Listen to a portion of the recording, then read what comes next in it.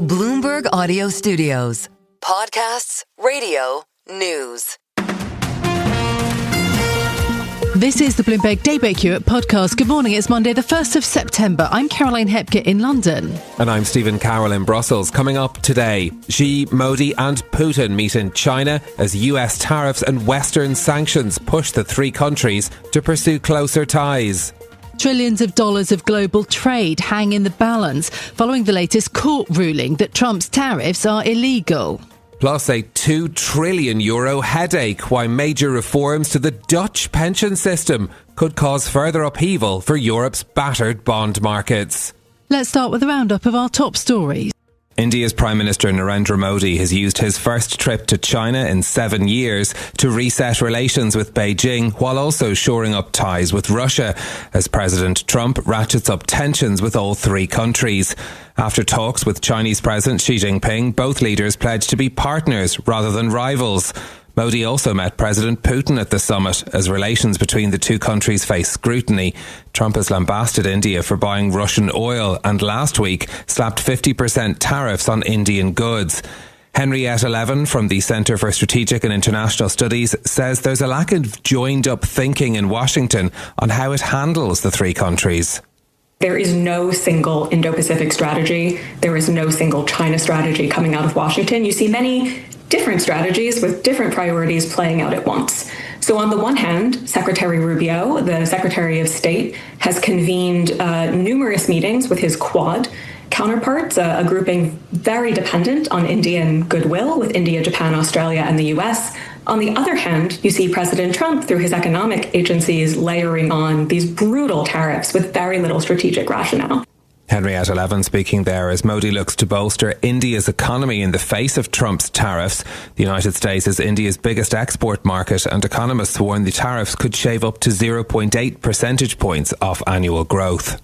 The legal fight over President Trump's global tariffs is deepening after a federal appeals court ruled on Friday that the tariffs were issued illegally under an emergency law known as IEEPA. US trading partners are likely dazed and confused, according to the veteran trade negotiator Wendy Cutler, who spoke to Bloomberg after what was a major setback for the White House. A panel of judges in Washington ruled 7-4 in favour of upholding a decision by the Court of International Trade in May over Trump's Liberation Day tariffs. Jeannie Shan-Zainos, political science professor at Iona University, says that the judgment is unsurprising. Reading the statute, it was very, very hard to imagine that the court would support a declaration of an emergency. He talked about an emergency for things like the trade deficit, for instance, but yet that has been going on for decades and decades, hardly constituting an emergency. So it was always an uphill battle for the administration. They will certainly appeal. That was Iona University's Jeannie Shan-Zainos speaking there. The judges have left the levies intact while the case proceeds at Trump's request, suggesting that any injunction could be narrowed to apply only to those who sued. After the court move, the president posted on X that if the tariffs went away, it would be a total disaster for the country. The US stock market's fate is set to come down to the next 14 trading sessions. That's as key data lands in the coming weeks and sets the tone for investors. Bloomberg's Tiwa Adebayo has more. Jobs reports, a vital inflation reading and the Federal Reserve's interest rate decision will all hit Wall Street in the coming weeks. The data dump is being closely watched by cautious investors as even Wall Street's biggest optimists grow concerned over recent market calm in the face of seasonal weakness. The S&P 500 has posted its smallest monthly gain since July 2024 and heads into September, historically its worst month of the year, with volatility vanished. The CBOE Volatility Index has traded above the key 20 level just once since the end of June. Friday will mark the start of a series of major market catalysts, kicking off with the monthly jobs report, which economists expect to show about 75,000 jobs were added, according to a Bloomberg survey. In London, Tiwa Adebayo, Bloomberg Radio. The President of the European Commission says that Europe has pretty precise plans for the potential deployment of troops to Ukraine. Bloomberg's Mikhail Kuleba has more on the EU's plans for Ukraine's future. Ursula von der Leyen says arrangements for security guarantees were already agreed upon in Washington between US President Trump, Ukraine's Volodymyr Zelensky, and European leaders. She told the Financial Times the roadmap could involve tens of thousands of European troops with US support. Meanwhile, the prospects for peace in Ukraine remain uncertain, with German Chancellor Friedrich Merz signaling he sees the war dragging on. Merz told German broadcaster ZDF he hasn't given up hope for a ceasefire, but that he isn't under any illusions either. In Brussels, Michal Kubala, Bloomberg Radio. France's Prime Minister François Bayrou has accused Italy of using its tax policy unfairly to attract foreign investment, a practice known as fiscal dumping. The comments in a TV interview drew a rebuke from Italian Prime Minister Giorgia Meloni's office, which called the charge utterly baseless. Fiscal dumping is a hot-button issue in the EU over whether countries in the bloc are seeking economic advantages at the expense of their peers. Italy offers a flat tax on worldwide assets and earnings for high-net-worth individuals who move their fiscal residence to the country. François Bayrou raised the Italian issue during a discussion on a proposal for a 2% tax on France's ultra-wealthy, put forward by the economist Gabriel Zucman. La taxe Zucman, elle est inconstitutionnelle. The Zucman tax is unconstitutional. It is honestly a threat to investment in France. Because what will they do? They will leave. Ils vont partir. That's François Bayrou there speaking via translator during a joint interview with French news channels, including France Info. The Prime Minister is trying to rally support for his budget proposals ahead of a confidence vote in a week's time. Now, here in the UK, the government will look into potentially trying to change the European Convention on Human Rights as it tries to blunt political attacks on migration. A record 50,000 asylum seekers have crossed into Britain illegally since the Labour government took power last year. Education Secretary Bridget Phillipson told Sky's Trevor Phillips that there needs to be clarity over tough rules around migration. We do believe there needs to be reform of the ECHR, and that's what the Home Secretary is looking at. But we also believe as a government that our responsibilities under international law matter too, and our standing in the world matters as well. And that's why, yes, we have to have clear control over our own borders, a fair system with rules that are followed, and we will act to remove people who don't have a right to be here.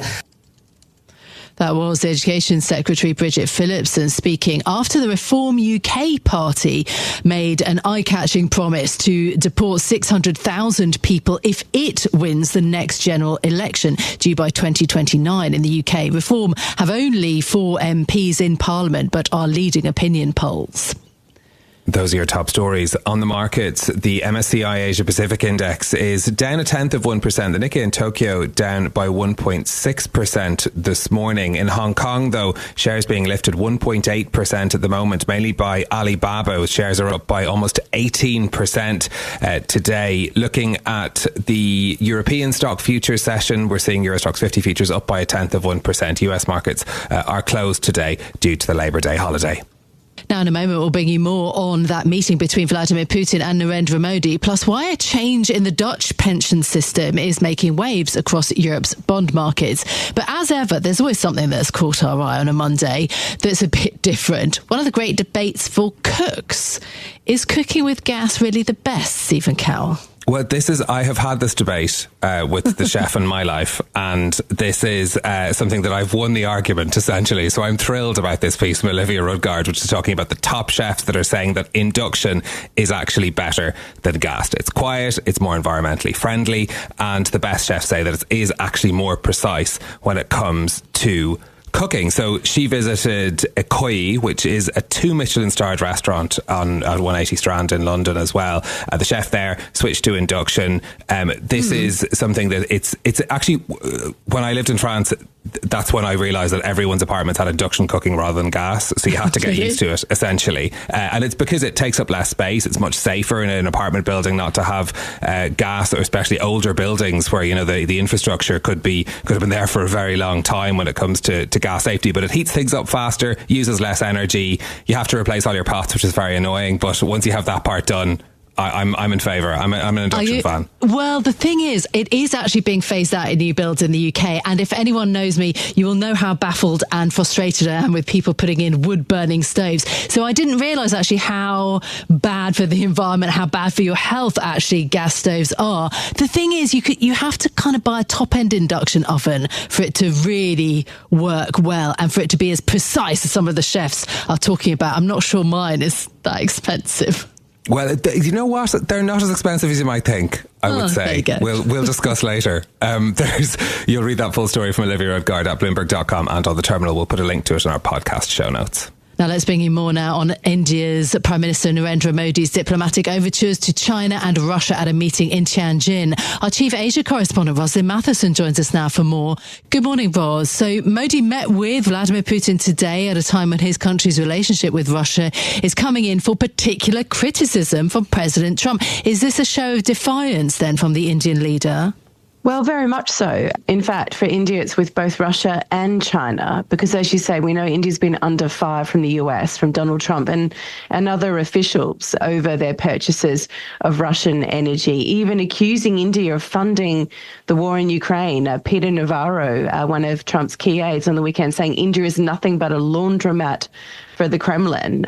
So really strong accusations there. And you can see as a result of that, Narendra Modi is making the decision to certainly double down. He's saying we're going to continue to buy Russian oil to refine it in India. That's a key business for India refiners. And from the photos of their meeting, a really warm embrace going on, sending a signal to the US. There's going to be repercussions of this criticism, which is that, he's forced Narendra Modi's hand. Modi's going to very clearly double down on his relationship with Vladimir Putin. He needs to support refiners in India. And it's also prestige at home for him to be facing this criticism from Donald Trump, given their long-standing friendship.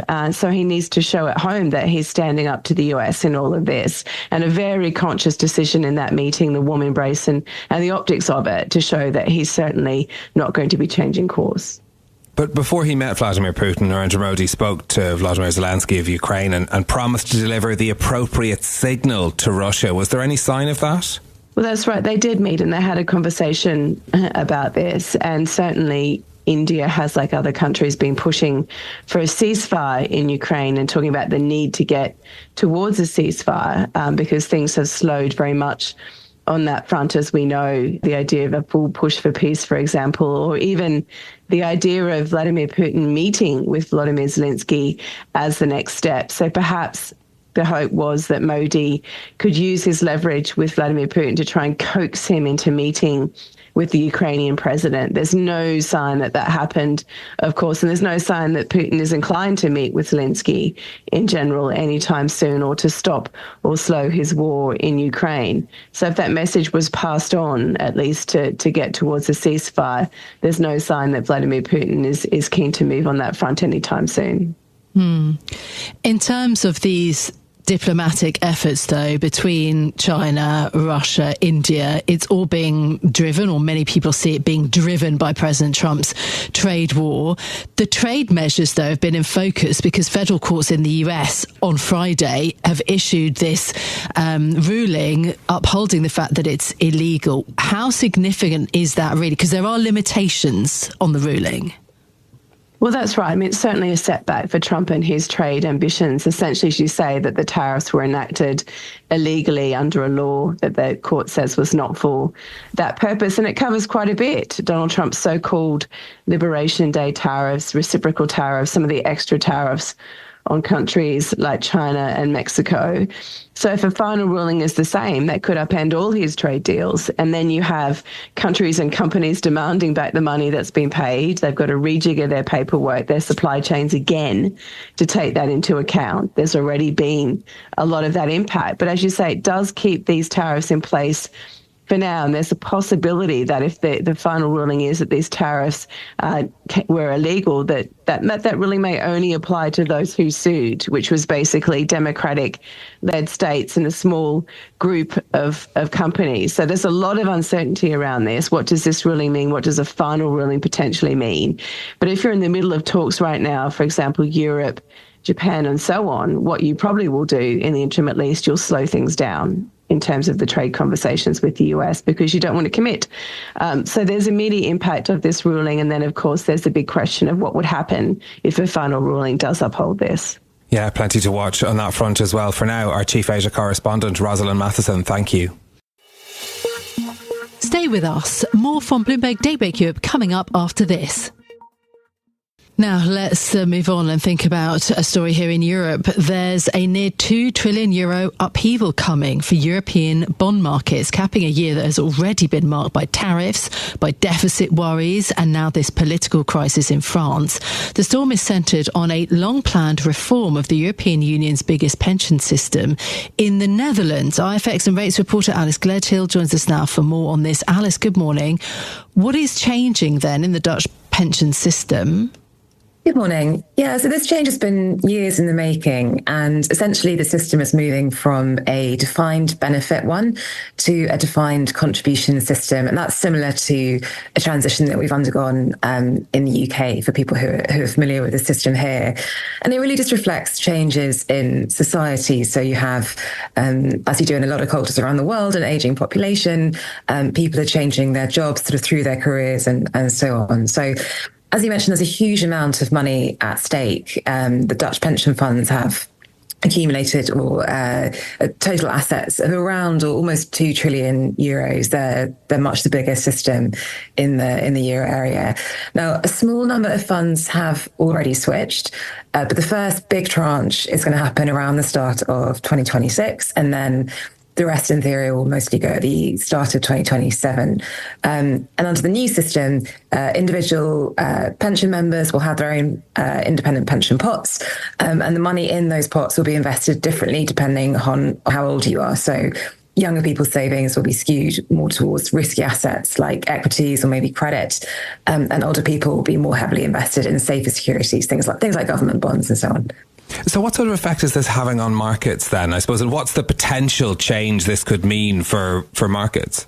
So I think the first way is really that demand for different asset classes is going to change over time. So there's a particular focus on government bonds. So I think there's a view that gradually there will be less demand, especially for longer dated government bonds.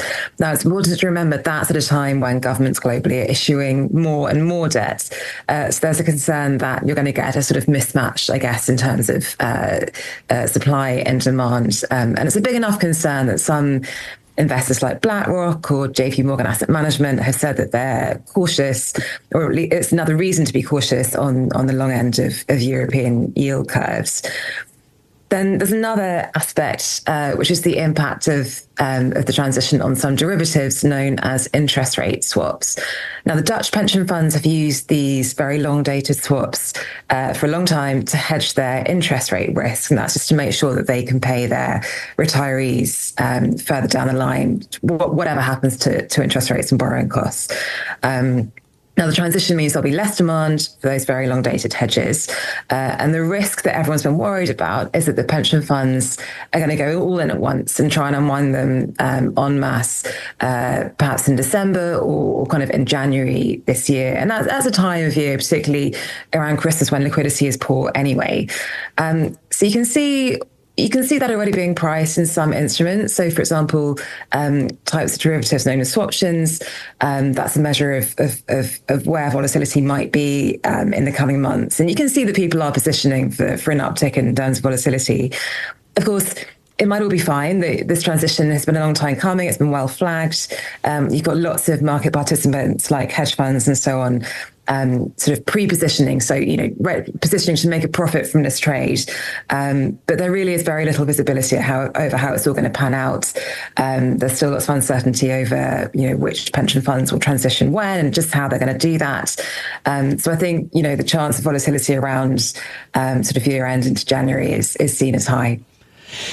Okay, very briefly, how does the government's kind of upheaval, what does that mean in the case of this? Is it going to have any effect on what's going on with this much longer change? I think, fortunately, the short answer is hopefully not too much. It does add a layer of uncertainty. But I think I think broadly speaking, this is seen as a shift that's important for Dutch society as a whole. And I don't think there's a sense that any new government that forms might sort of stand in the way of it. OK, Alice Gledhill, our FX and rates reporter, thank you very much for joining us with details of that story. And you can find more stories like this in our new and improved Brussels edition newsletter, which is out later today. Our Brussels Bureau Chief Suzanne Lynch and our team of reporters from across Europe will bring you all the stories that you need to know from around the European Union. Every afternoon you can sign up at bloomberg.com/newsletters. This is Bloomberg Daybreak Europe, your morning brief on the stories making news from London to Wall Street and beyond. Look for us on your podcast feed every morning on Apple, Spotify and anywhere else you get your podcasts. You can also listen live each morning on London DAB Radio, the Bloomberg Business app and Bloomberg.com. Our flagship New York station is also available on your Amazon Alexa devices. Just say, Alexa, play Bloomberg 1130. I'm Caroline Hepker. And I'm Stephen Carroll. Join us again tomorrow morning for all the news you need to start your day, right here on Bloomberg Daybreak Europe.